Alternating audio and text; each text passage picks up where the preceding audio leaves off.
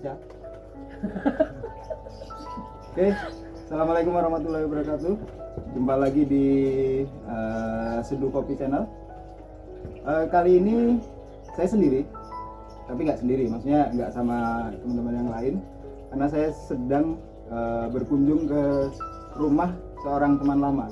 Ini teman kuliah saya. Lama nggak ketemu ya, Bud ya? Banget, Lama banget, udah berapa tahun? banget. Terakhir 2015 ya? Pas iya kamu nikah itu. Pernikahan saya, berarti 2015. Sudah 5 tahun kita nggak 5 ketemu ya? tahun. Lama ya Nar ya ternyata ya. Sebelumnya saya perkenalkan dulu, ini beliau ini namanya Mbak Putri. Hai. Jadi beliau ini teman kuliah. Jadi kita kuliah di satu kampus, satu fakultas ya, satu kelas juga. Satu kelas. Kita masuk bareng ya. Ya kalau zaman kuliah banyaklah ceritanya. Tadi sebelum kita mulai syuting ini tadi banyak cerita juga ya. Oh banget. Jadi sedikit nostalgia, dan sekarang ada cerita yang menarik setelah lama nggak ketemu. Bahkan di sebelum 2015 itu pun kita juga lama nggak ketemu ya. Iya nggak lama nggak Lama ya, ketemu. nggak ngobrol. Pokoknya terakhir kita ketemu pas nikahan. Hmm. Sebelumnya Lama juga nggak pas ketemu. kita selesai komunitas itu yang Iya, cermin itu. udah lama banget. Lama banget. 2011. Enggak ya 2009. Iya. 2009. Oh. Berarti udah Lama banget. udah panjang lah. Pol. Nah, selepas kita lulus, udah lulus kuliah ya di ini ya, Alhamdulillah. 2011 ya. 2011. Lulus kuliah. Selepas itu aktivitasnya apa? Itu aku langsung kerja. Ya langsung masuk kerja di LSM sih kayak di gitu. LSM. Sampai sekarang udah. Sampai sekarang? Iya dari 2011.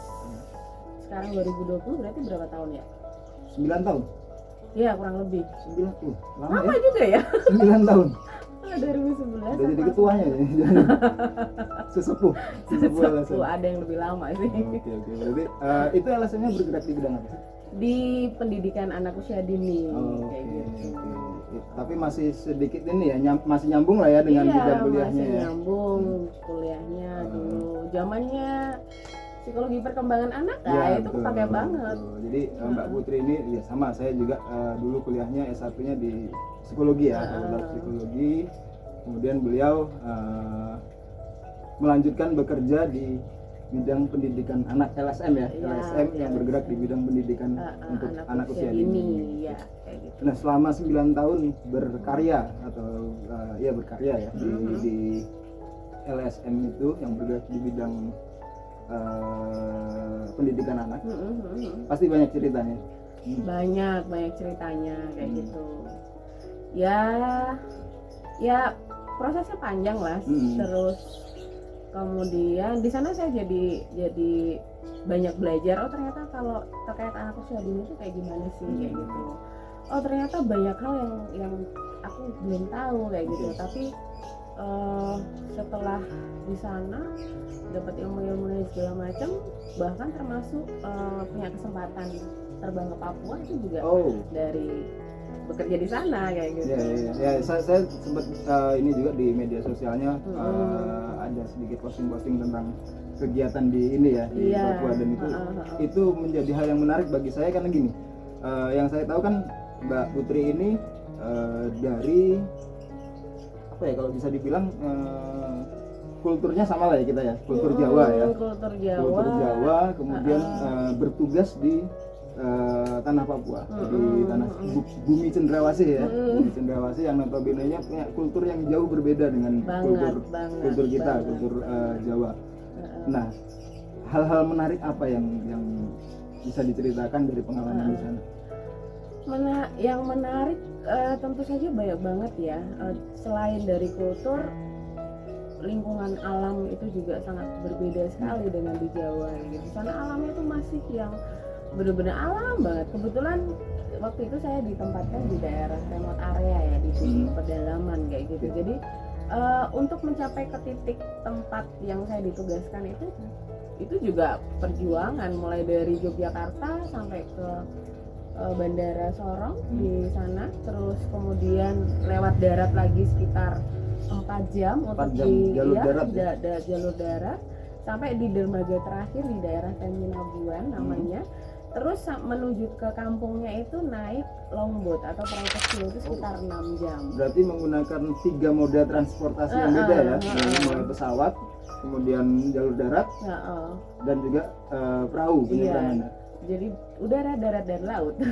Kayak Avatar, penguasa tanah. Penguasa tanah. Jadi harusnya saya punya ilmunya Avatar ya. Avatar Eng. Avatar Eng. Naiknya apa? Naiknya apa? Oke, nah kita coba ini dulu ya. Pastinya ketika pertama kali datang ke sana, pertama kali berkegiatan di sana ya. Mungkin sebelum berangkat dulu deh. Pasti ada persiapan-persiapan ya. Maksudnya gini, apakah ada karena perbedaan kultur tadi, apakah ada kekhawatiran tentang kondisi di sana dengan adanya kultur yang berbeda itu kondisinya seperti apa gitu? Iya, persiapannya pasti ada. Yang pertama persiapan, jadi kayak kita dikasih pelatihan dulu ya sebelum ke sana. Dalam artian kira-kira konsep yang akan kita bawa itu apa, terus strateginya mau bagaimana, terus pengetahuan tentang Komdev atau pemberdayaan masyarakat itu kita juga dapat pelatihan itu. Jadi supaya apa yang akan kita lakukan di sana ya harus sesuai dengan targetnya kayak gitu. Terus selain mental jelas karena itu tempat yang sangat jauh dari keluarga, terus resiko kehilangan nyawa juga ada gitu kan, karena kan perjalanan yang darat, udara, dan laut kayak gitu. Terus kesiapan aku ke sana ya, dalam artian aku ke sana mau ngapain sih sebenarnya? Aku ke sana mau unjuk gigi atau aku memang benar-benar untuk mereka kayak gitu. Mengabdi. Iya, mengabdi untuk mereka. Itu persiapan di awal-awal banget kayak gitu. Jadi itu harus dilalui dulu, baru kalau udah selesai proses pelatihannya baru akhirnya kita berangkat kayak gitu. Dan ada kekhawatiran nggak di awal-awal, maksudnya kekhawatiran atau ketakutan karena mungkin sebelumnya kan belum pernah ya? Belum pernah dan terjauh. Iya. Dan apalagi gini, yang menjadi menarik juga adalah Mbak Putri seorang wanita, ya kan? Wanita berpergian jauh dengan kultur yang menuju sebuah kultur yang berbeda. Iya. Kalau boleh tahu satu tim berangkat berapa orang? Waktu itu berangkat per timnya ada tiga orang. Oh, gitu. Tim kecil ya? Tim kecil. Jadi ketika di sana kami akan ditempatkan ke kampung-kampung tersendiri. Jadi saya akan mendampingi satu kampung, teman sendiri, satu teman yang lain akan di kampung yang lain. Iya, seperti itu. Jadi benar-benar sendirian di kampung itu kayak gitu. Nah, memang dalam kegiatan itu bekerja sama dengan lembaga yang lain ya. Jadi ya tetap ada teman yang di luar orang Papua, walaupun tidak banyak, paling hanya 2-3. Dan akhirnya mereka menjadi kayak semacam teman suka duka gitu kan, membahas kalau ada masalah dalam isu-isu di kampung kayak gimana, itu kita jadi kerjasama lintas lembaga tersebut. Iya caranya atau gimana caranya supaya program yang kita bawa masing-masing itu bisa jalan tapi nggak gontok-gontokan kayak gitu sih. Jadi keberanian itu, apalagi saya perempuan ya tadi ya. Kebetulan sih saya tipikal yang sangat penasaran ya, dalam artian saya pengen, walaupun saya perempuan, saya juga punya kesempatan dong seperti teman-teman yang lain untuk melakukan hal yang positif kayak gitu. Bahkan itu kalau misalkan harus sampai ke Papua kayak gitu. Jadi ya syukur alhamdulillah aman, diterima dengan baik. Terus justru malah sebenarnya masyarakat di Papua itu sangat baik sekali kayak gitu. Nah itu satu poin yang menarik, bahwa Mbak Putri sendiri yang mengalami langsung bahwa mungkin ini entah benar entah salah, cuman mungkin untuk kita yang ada di luar Pulau Papua itu kadang ada stigma negatif tentang kehidupan di sana. mungkin beberapa orang ya, karena beberapa kita mendengar ada cerita-cerita tentang konflik yang terjadi di sana misalkan, itu kan pasti juga menimbulkan kekhawatiran tersendiri pastinya ketika akan diberangkatkan atau bertugas di tempat tersebut. Tapi ternyata yang dialami tidak seburuk itu ya. Tidak. Di sana saya bahkan tidak pernah mengalami kekerasan ya. Mungkin kalau misalkan sesama orang di penduduk kampung misalkan ada konflik ya itu wajar lah ya, kayak kehidupan kita di Jawa juga. Namanya manusia berwarga pasti ada konflik gitu. Tapi sampai misalkan konflik yang kubu kayak gitu sampai berapa orang kayak gitu itu belum pernah. Jadi lokasi yang saya tempati itu aman kayak gitu ya. Dan ketika datang pun diterima dengan baik. Diterima dengan baik. Mereka sangat senang sekali ketika ada seseorang yang datang untuk mereka kayak gitu loh. Kebetulan memang tempat yang saya datangi kan memang masih benar-benar jauh dari jangkauan ya, apalagi akses pendidikan kayak gitu. Itu sangat belum ada untuk PAUD. SD pun sudah ada tapi bangunannya aja kayak gitu. Dan gurunya tidak datang setiap hari karena justru hanya kalau pas mau ujian aja baru datang. Mungkin karena keterbatasan ini ya, akses ya mungkin ya. Iya, keterbatasan akses iya jelas ya, karena itu lokasinya di pedalaman kayak gitu. Akan tetapi sebenarnya kan yang sudah ditempatkan di sana kan memang sudah disupport ya sebenarnya. Tapi ya hanya bangunannya aja yang berdiri, tapi anak-anaknya ya tidak bersekolah. Ya itu salah satu ya cukup memprihatinkan waktu itu yang saya dapati gitu ya. Jadi ketika saya datang mereka sangat senang sekali karena mereka memiliki harapan tentang pendidikan ya.